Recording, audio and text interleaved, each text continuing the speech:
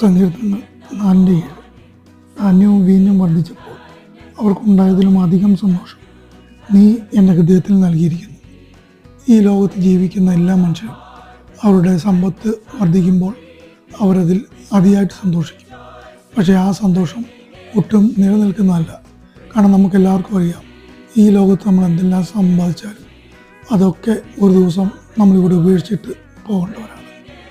എന്നാൽ യേശുക്രിസ്തുവിലൂടെ ദൈവമായിട്ട് നിരപ്പ് പ്രാപിച്ച് ആ രക്ഷിക്കപ്പെട്ട ജീവിതം അനുഭവിക്കുന്നവർ, അവർ ഈ ലോകത്തെ ജീവിതം കഴിഞ്ഞാലും ദൈവത്തോടു കൂടി സ്വർഗത്തിൽ എത്തിച്ചേരുന്നു. അവിടെ എന്നും നിലനിൽക്കുന്ന സന്തോഷത്തോടുകൂടി നിത്യം അവർ ദൈവത്തോടെ വാഴും. അതാണ് എന്നും നിലനിൽക്കുന്ന ആ ദൈവിക സന്തോഷം.